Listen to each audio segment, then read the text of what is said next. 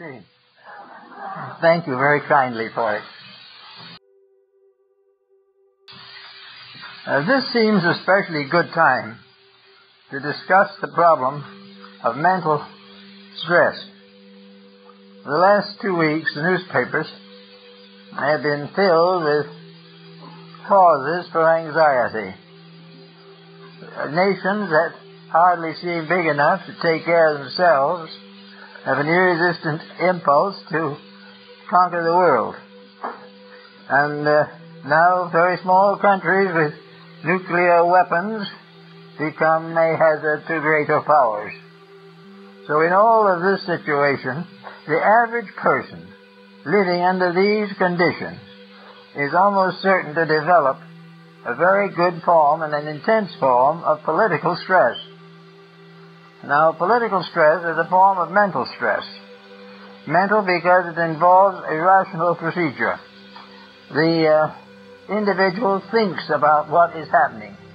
He adds 2 and 2 together and hopes that he gets the 4. He's doing all kinds of things in his own life to variously insulate him against the pressures of the time. The ugly image of war rises on the horizon, and people look back upon a century, almost one complete war. And we realize that we are in very perilous times, and that for some reason, difficult to explain, nature does not permit us to forget our own weaknesses even while we are longing to develop our strength. The problem of war and stress brings to us again another phase of life. Stress is a mental process. The individual is rationalizing, but perhaps his rationalizations are irrational. But he is certainly trying to think a way to get out of his problem. He is beginning to look around him in the world and see all kinds of indications of trouble. He is beginning to recognize, for the first time perhaps in historic periods, that he is definitely involved in something that he is definitely responsible for. These things are not accidents or incidents. They are not something sent by heaven to virtuous people to make them happy. We are convinced more and more that there is a just universe, and that if we're in trouble, it's because of ourselves. We know this. We recognize it. If we doubt it, we see it around us every day. And yet, with all this evidence, there seems to be a kind of paralysis. No one seems to know what to do about anything.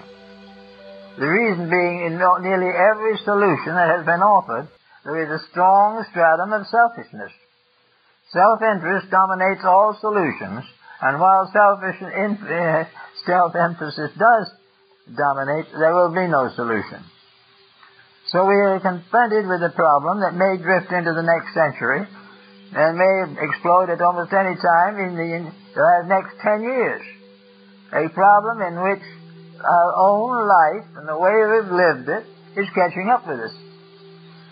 We don't like to think of it because many people, we might point out, are not directly responsible. The individual of 80 or 70 years is not responsible for the fact that the Iranians are looking for new oil fields. These people are not responsible for Vietnam or any of those types of problems. They were grown up and growing old before these things even happened. Yet they're caught up in the same misery. And it seems as though the stress is being spread over the entire face of the living population of the earth. And everyone, of course, either blames themselves or blames someone else. The tendency is to blame someone else. And in many cases, there is no alternative. As persons, we were not in certain localities and therefore could not be held as personally responsible. But as persons, we were also part of motion. We were giving in to the same causes. We were paying tribute to the same ideas as those which caused these difficulties. We were very happy to profit from certain consequences of war, but we did not want the war. We were interested in profiting by the various political changes that occur.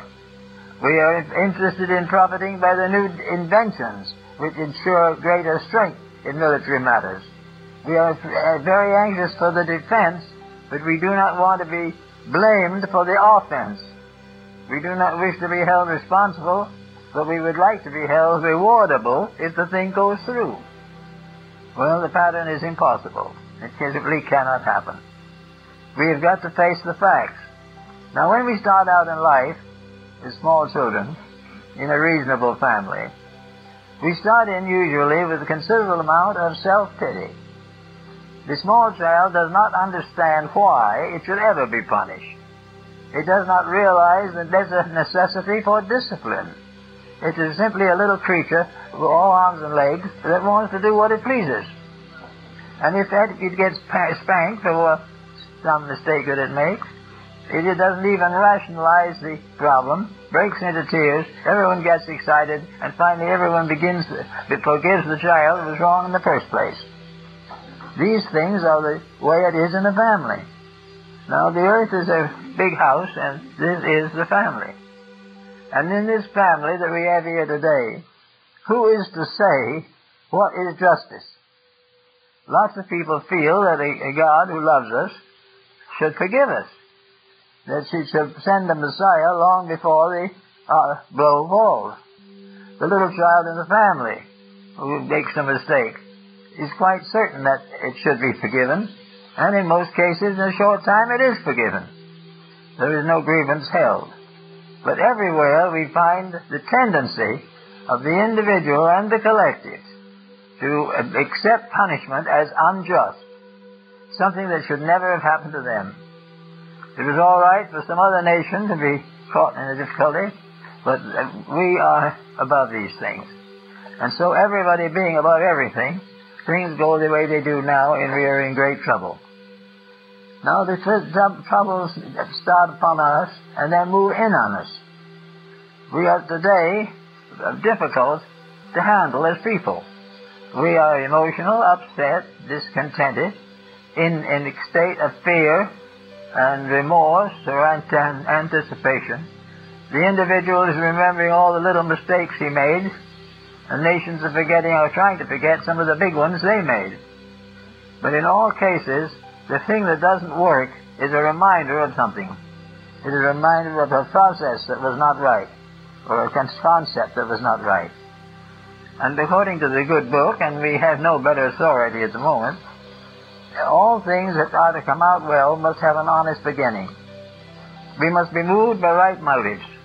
We must follow constructive ideas, and we must maintain integrity and honesty in our relations with each other. Well, if we look for a civilization that started that way, we'll have a very hard time finding one.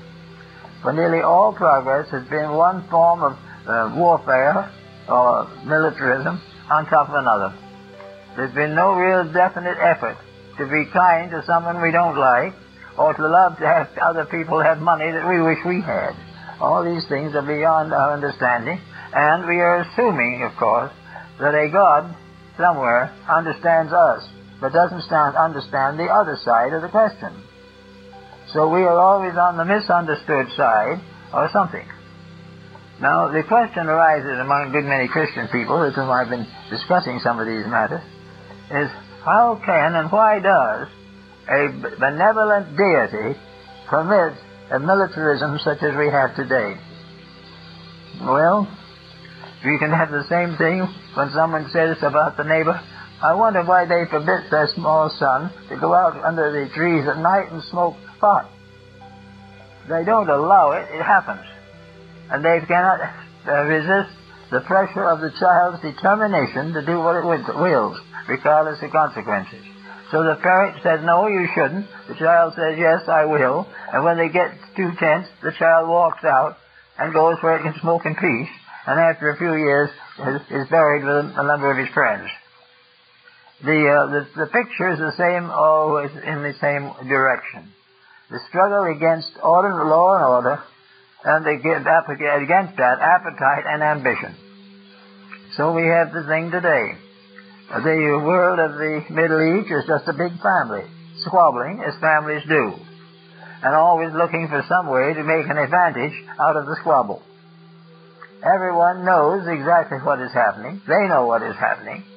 There's no doubt in the world that these people know just as much about the fallacy of war as we do. But between them and us and the fallacy is the possibility of temporary gain and a larger price for crude oil. So things go on as they were. And the universe as we know it, the human universe, is composed of people who are willing to compromise principles in order to gain profits of some kind for themselves. Now, if this happens in the family, there might be some excitement. They'll say something should be done to punish these juvenile delinquents. Well, nature doesn't come down like Simon Legree with a horsewhip. Nature is constantly compensating the creatures which it has brought forth. Compensation means to be paid in like, to be paid in the currency of the cause and the deed. And the compensation for a misdeed must necessarily be unpleasant. You cannot do what is wrong and be rewarded for it by what is right. You have to go through the problems of the consequences of your own mistakes. The deity that we understand and believe in is not a visible old gentleman sitting up on a cloud. He's not going to wag his finger at us and tell us we are being bad. But nature will work through its laws and rules which are immutable. And these laws are absolute justice.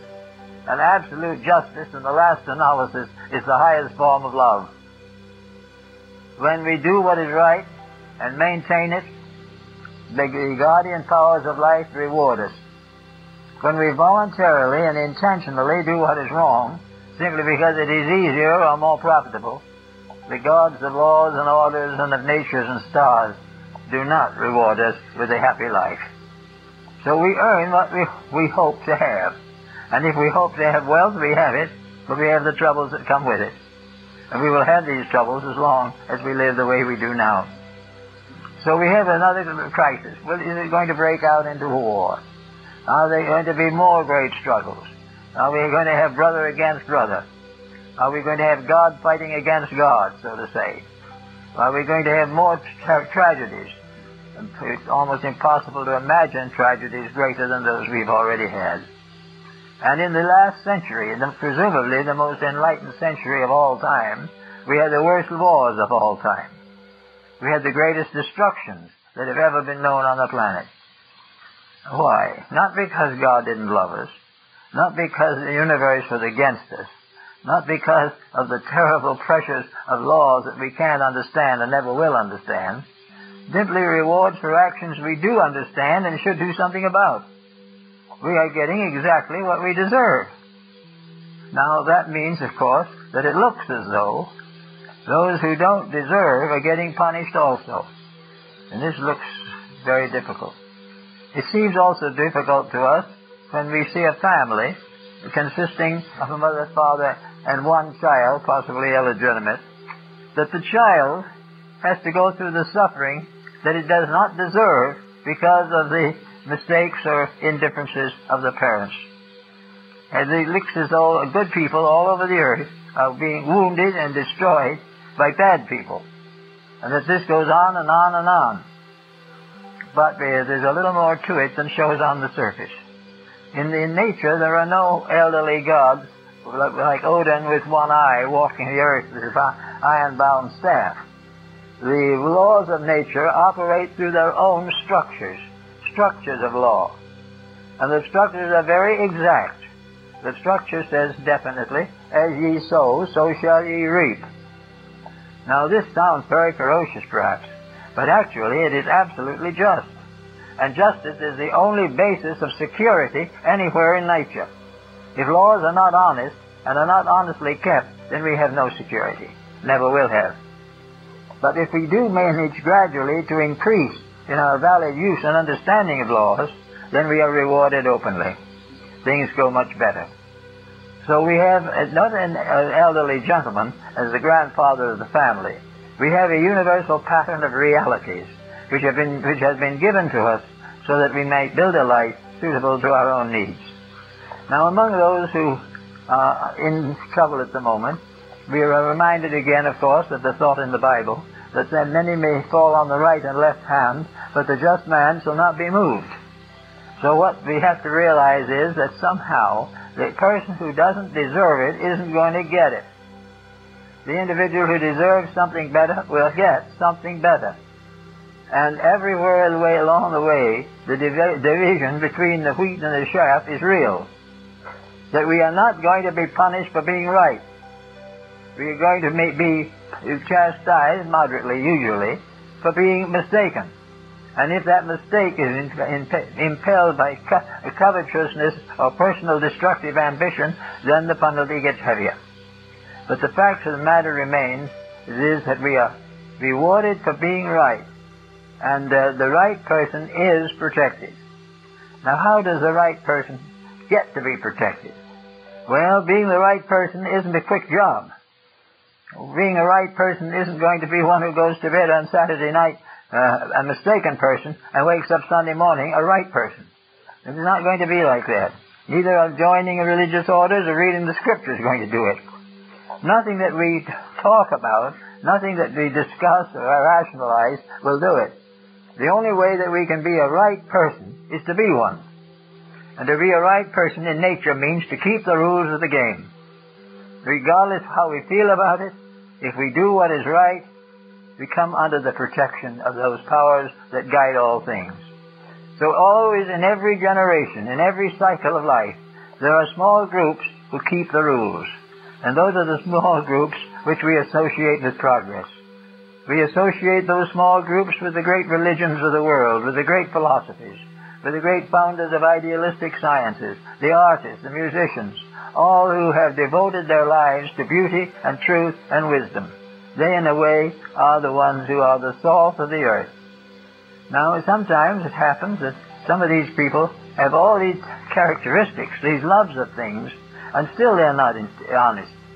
Therefore, there are many forms of achievement which are not rewarded as we should expect them to be. But it's not because of a fallacy in nature.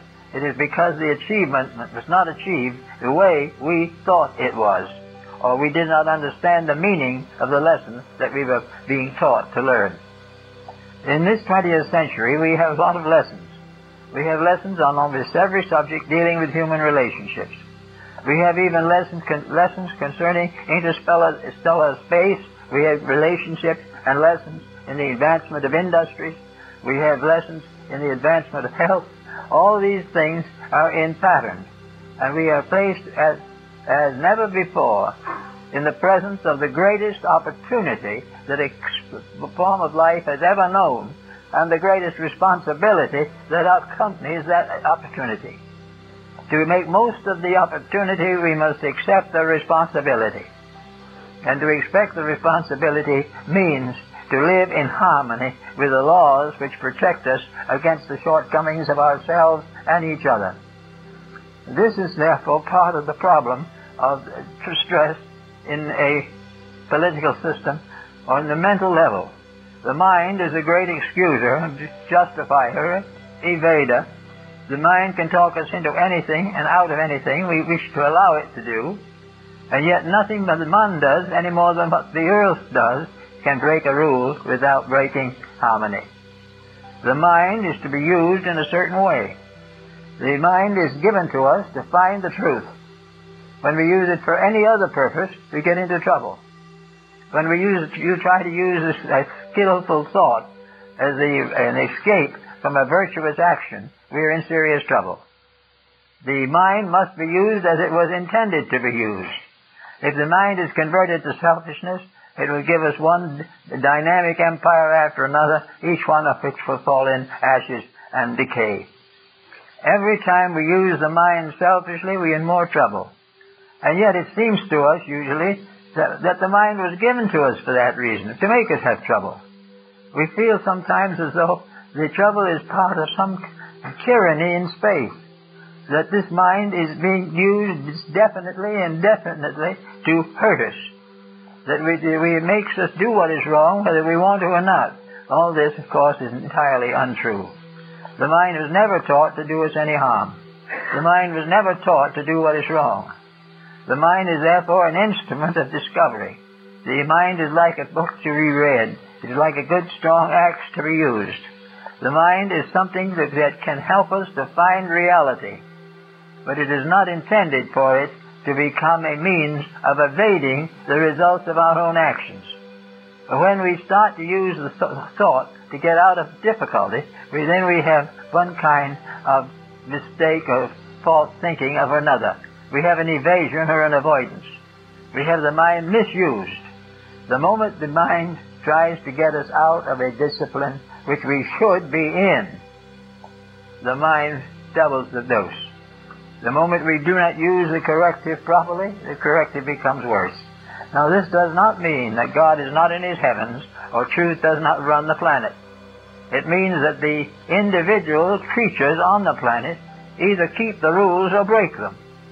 It is very, very simple. There is never going to be a time now or any other time when the universal law will compromise itself or be compromised in any way permanently by a judgment or a false value set up by one of its creatures. We are never going to get out of the consequences of our own mistakes unless we outgrow them. We've got to see where we are wrong and why we are wrong. And then when we do that, the prodigal son comes home. And the idea that this is done to hurt us, or that we live in an atheistic universe, there being only two decisions possible. One, that God is not aware of what we're doing or may not exist, or that God is not good. And consequently, He's creating systems to toady to Him, to make Him appear to be a ruler when He is actually a victim of the conspiracy of mortals. So on this occasion, where we are facing another one of these emergencies, and there are prospects that they may continue on into the next century, then what are we doing about it? Are we really doing anything about it? Have we done anything to put God back into science?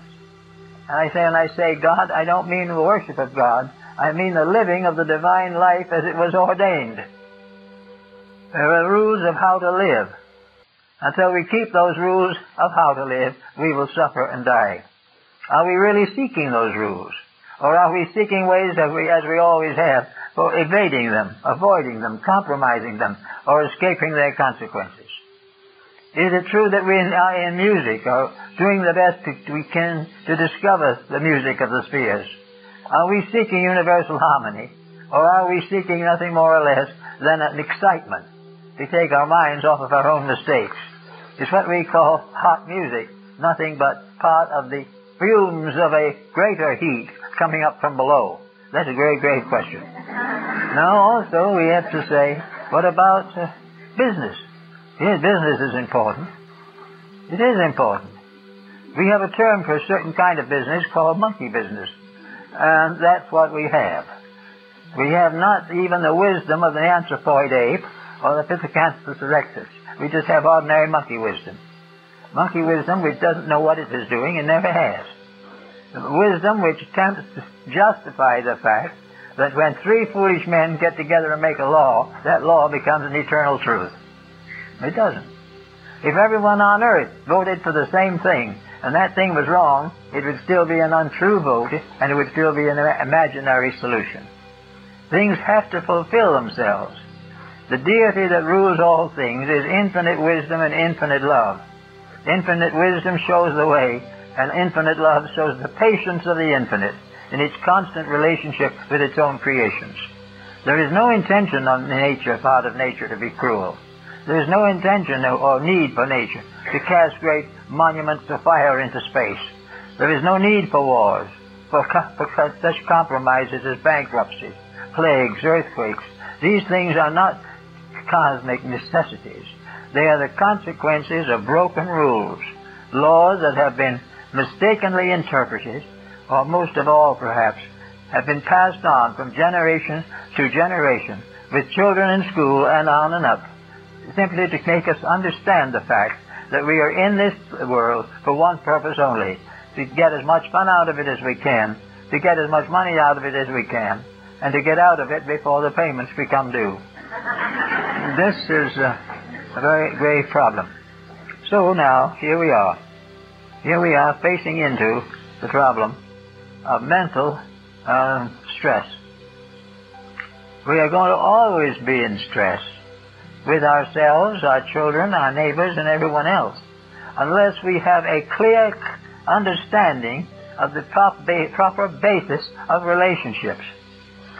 The easiest way to find the basis of these relationships, fortunately or unfortunately, depending upon your opinions, is through the basis of the great religions and philosophies of the world. There's no probability that science will ever give us those solutions, because science isn't interested in it. A scientist might rise and do it, but science won't. There must be a scientist who outgrows science. So we have to look elsewhere. But we have to look somewhere where skills and achievements and advancements lead always to the public good.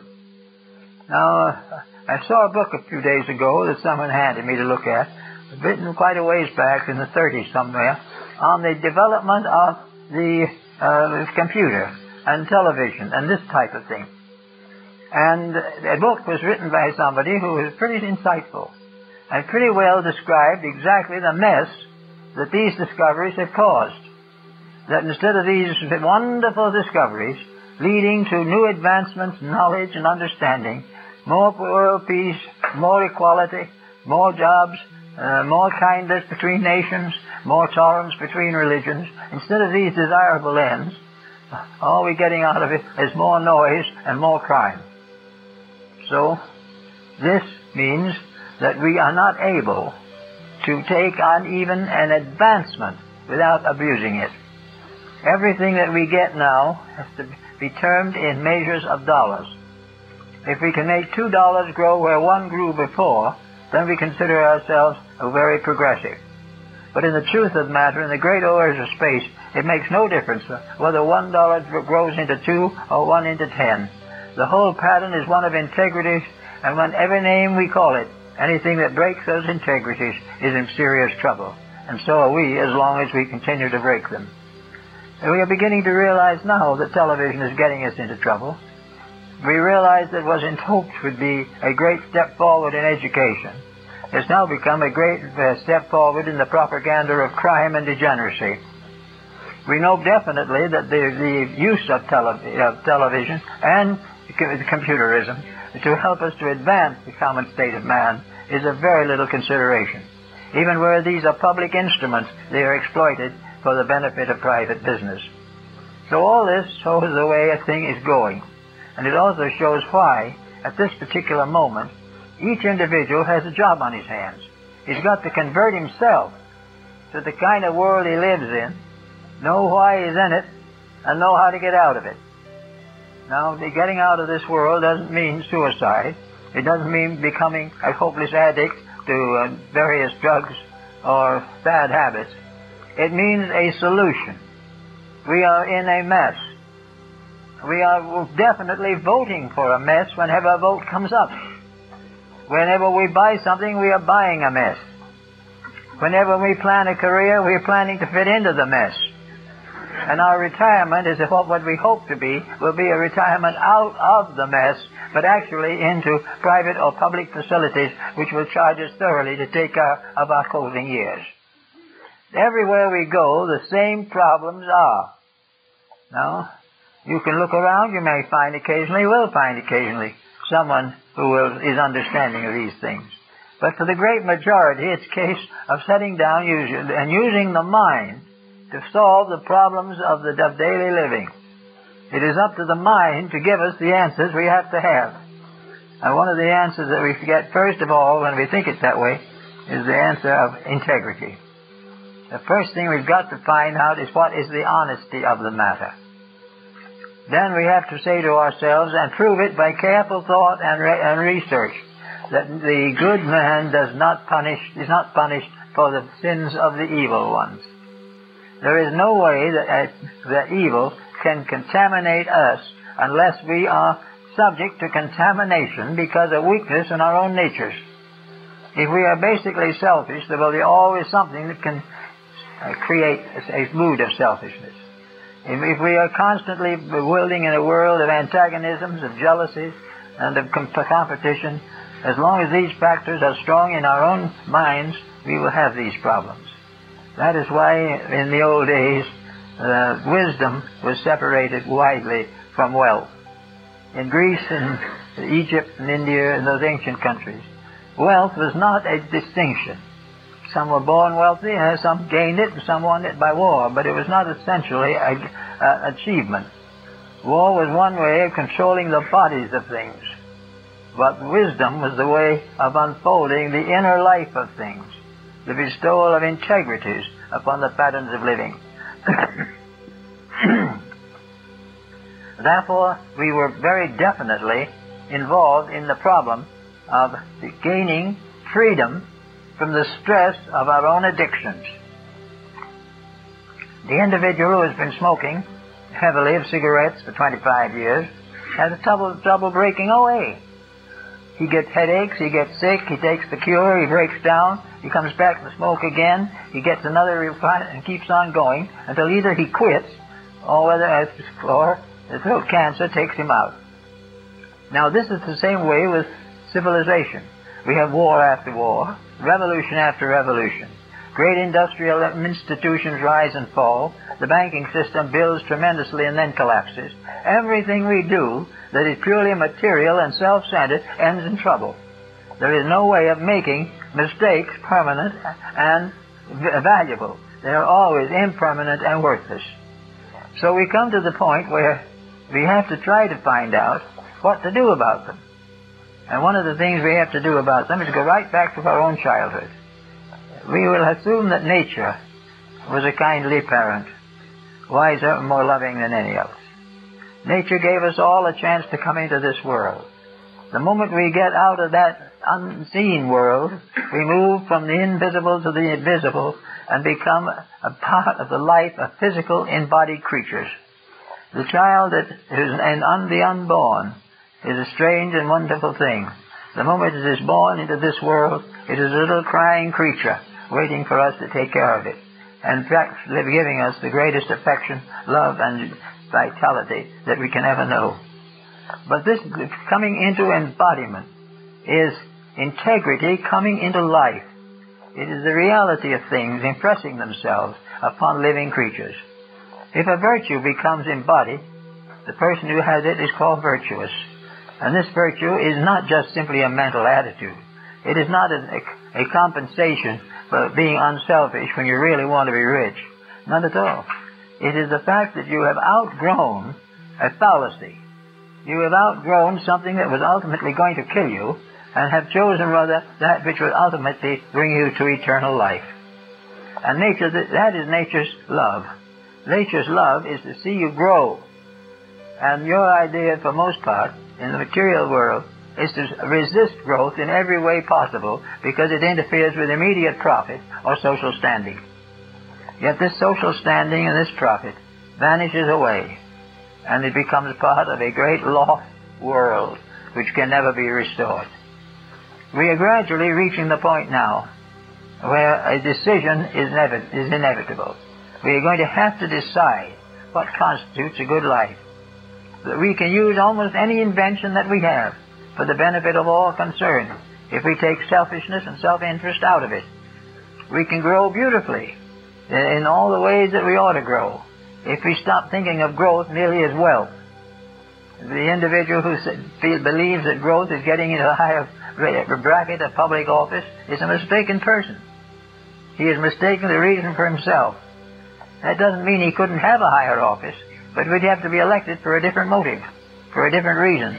He would be elected because of what he could give and not for what he could get. And those who put him in would be able to know that they were performing a personally virtuous act rather than merely advancing their own paycheck. So everywhere along, nature in its kindness, it gives us the wisdom and love that belongs to its own nature. The world we live in is a world that is filled with divine love. Love for the littlest thing that exists. Love for the mote and the sunbeam. Love for all the little creatures of nature. All the things that we are destroying with the abuse of the ecological situations. The world we live in was primarily a world of friendship, of getting along together. The lion and the lamb sitting down together in solving the problems of life. This world was a garden. until we subdivided it and began to think of it in terms of profit by the acre. The moment we became mercenary, the garden faded away. And we had continents with various colored backgrounds on maps. And we had these map quantities always fighting each other. There was never can be and never will be anyone who can own the earth or control it or dominate it. It belongs to the great system of worlds to which we all belong. It is our step upward into something else. If we try to destroy it, we destroy the very stairs upon which we have to climb. So it's gradually we're going to have to get over this. It has now been estimated, in one paper noticed long ago, that 1/3 world war mother, one of the becomes a victim of migration. One in 3 generations can contribute over 400 new members to the population. In other words, gradually, population is increasing at its incredible rate, a rate which will mean that in a very few years there will be no space for them. It can't be. And someone says, well, it's pretty obvious that God made a mistake on that one. No, man made the mistake. God set this thing up so that every phase of it is perfectly in harmony and perfectly proper. And the way it was developed and established in the first place, it could go on for 1,000,000 years without any definite danger to anything that inhabits it. But in a few thousand years, we have made it a madhouse and a slaughterhouse.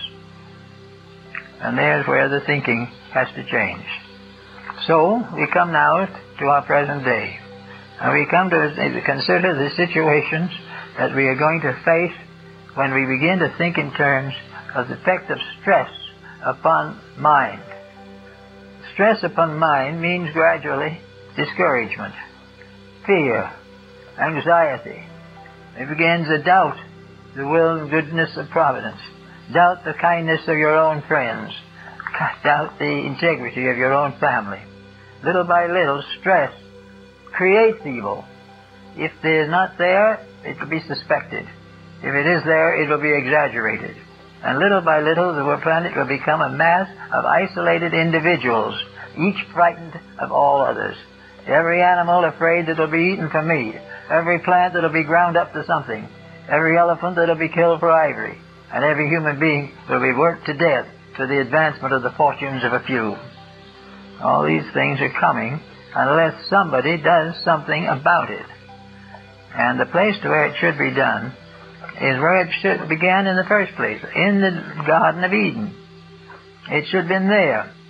It should be right now, in the lives and hopes and dreams of moderate-minded people who still believe in something worthwhile and are still willing to live a doctrine or a religion that inspires without a conspiracy. We need this and we get it. And right now it's coming. Everywhere groups are coming into existence. Religions are coming to be reborn that were ignored for years. The books are being written now that would not be allowed on a press 25 years ago. Everywhere man is searching for something. And he is searching usually, up now, in the mysterious. He is searching somewhere in the codes of yoga, or Vedanta, or Kabbalah, or something. Mysticism. All these types of things, because materialism has failed utterly. Now those who are still struggling desperately to maintain materialism are becoming fewer all the time and are dying off one by one. The casualty rate among prominent agnostics and atheists has been very heavy in the last 25 years. They're just disappearing. They cannot survive because they contribute nothing except more pain to the suffering. They don't give anything of themselves that is worth anything. Nothing but a bitter expose of their own corruption. So today they have more and more coming in search of a better way of life. And in this search, they are going more and more to the great systems of religion and ethics. They are not so interested now in sectarianism. They are interested in the experience of a divine plan in which all things rest in the integrity of an eternal power. Rest in the integrity of an absolute truth. And also that this universe is so geared, so constructed, and so put together that in proper care it can go forever. It can go on to long forms of life that don't even exist here now. It can go on into the infinite as a step in the development of a great unfolding integrity. If we abuse it, we destroy it and ourselves with it. But when I say destroy, I don't mean that the individual can actually eliminate himself. The only thing he can destroy is the evil self in himself. And the evil self, if it largely predominates him, doesn't leave much when it's taken away.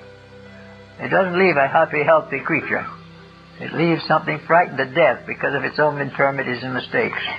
So the idealist has to start from the ground and build up again. To build into the values he knows are right. And by building into them, sharing in them. So every sincere, simple person who wants to be on the right track and wants to get where he should get has to begin to think of the real values of life. And he will have to work with the stress inside himself, because this stress is going to determine much.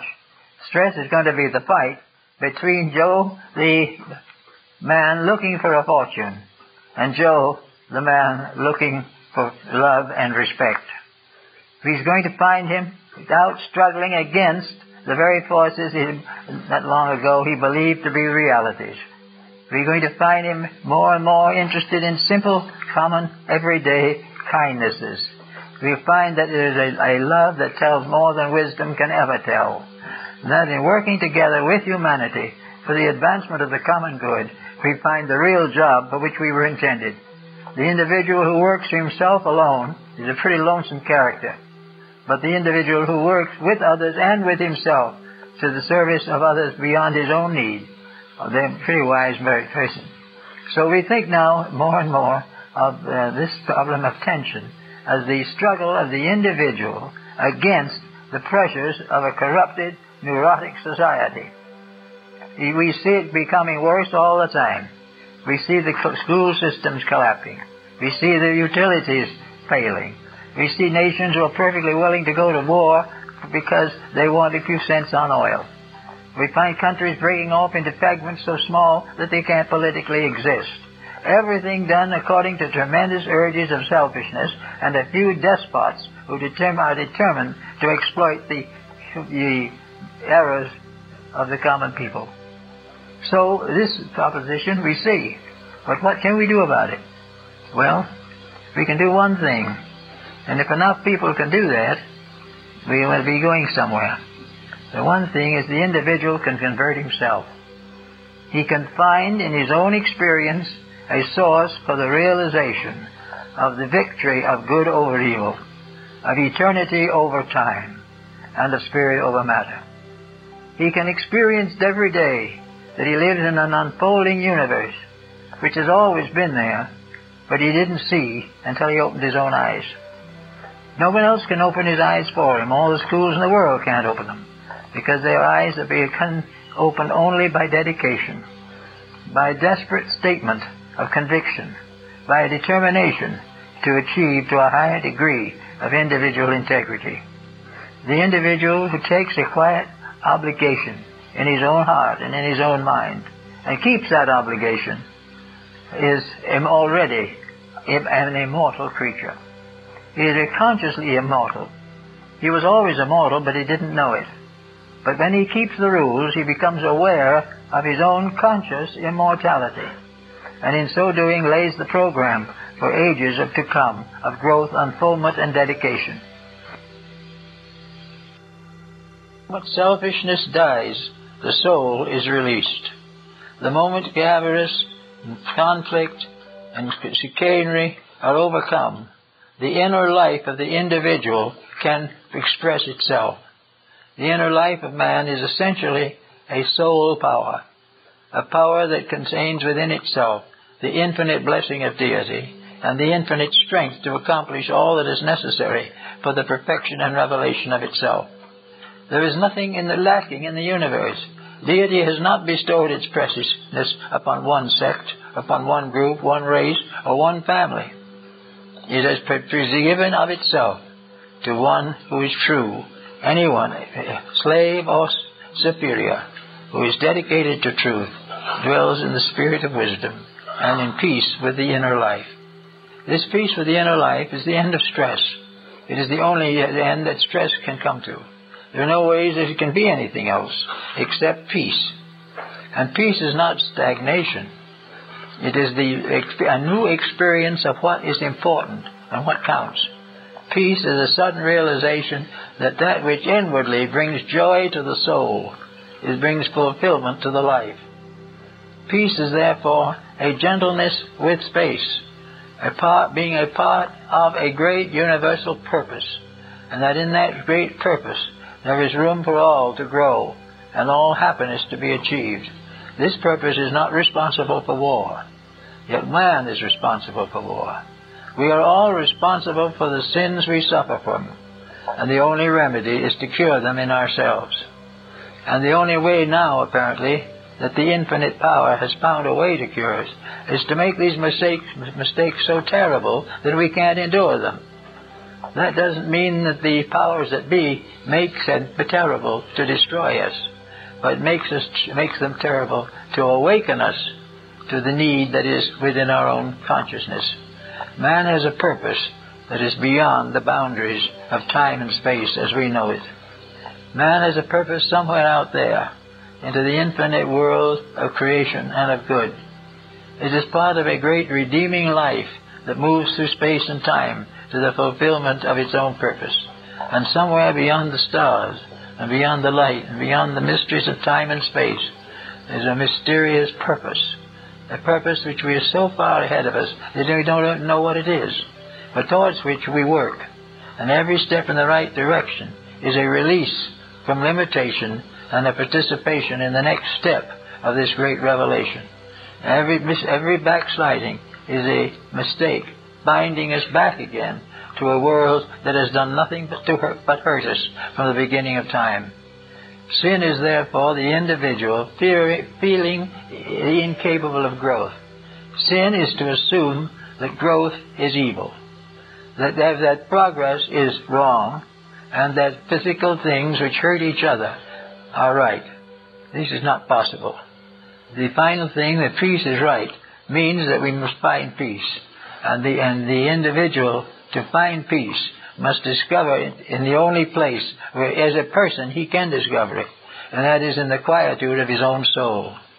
Therefore, one nice little thing that everyone can do is have a new friendship, a friendship with his own soul, that he can sit down quietly of occasion and have little chats with this power within himself, a power which wants him to overlook the shortcomings of his relatives and his friends, get over all the evil thoughts he has about anything, and realize, finally, that all things are fulfilling the law of their own purpose, and that the best he can do is to discover the beauty of that purpose and that law, live according to it, and if opportunity arises, share it with someone else.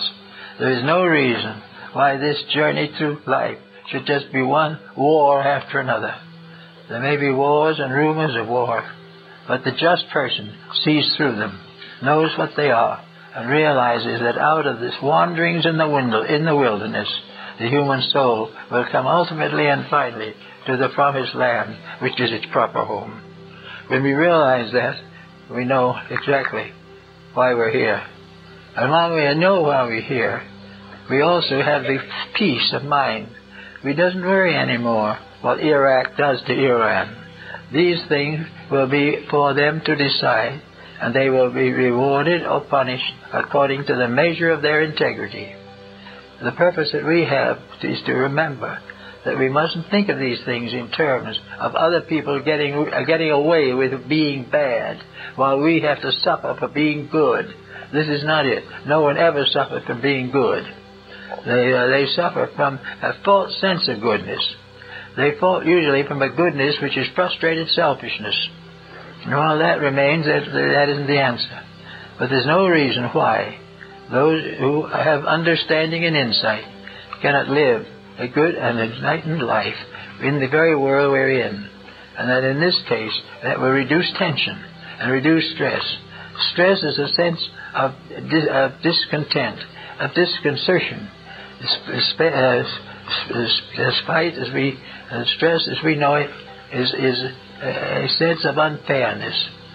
We don't feel stress about the punishment for crime if it is legitimate. But when the innocent are punished for the guilty, then we feel stress. We feel remorse.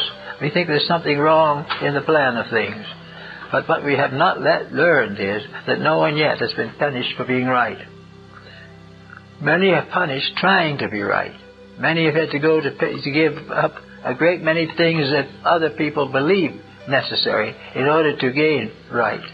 But I've known several who, having given away all of this world's goods, have retired into the simple life of serving others in some gentle capacity.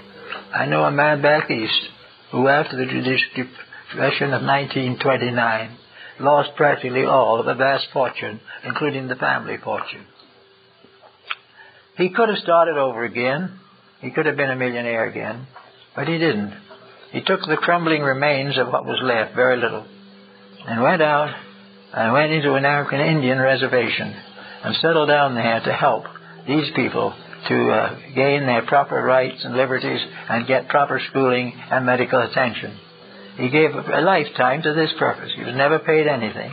He never was regained any of his finances, but he died happy. He discovered that he had found a reason for being alive. And wealth as a reason for being alive is a damn failure, no matter how you figure it. It is nothing unless it is used for some great purpose. The legitimacy of wealth is its dedication to the needs of humanity. So everywhere peace, security, integrity will remove stress if we stop allowing selfishness and competition to constantly interfere. There is nothing that the individual has in this world that he's going to take with him but himself. Therefore, he might as well get rid of some of it here, keep what he needs, and start living a better life, not trying to compete for great wealth. The more wealth he competes for, the worse his governments are going to be. The more lands he takes, the more lands will be taken from him. The bigger the banks, the quicker they will fail. All these things, in excess, are detriments to themselves. Living quietly, peacefully, respectfully, having that which is necessary to live with dignity, but with simplicity, and to devote the mind and heart largely to the advance of wisdom and understanding, and to share the joys of life with those we love and with those who understand us, to work together for a common good. This is the proper duty and the proper labor of the human being. Thank you.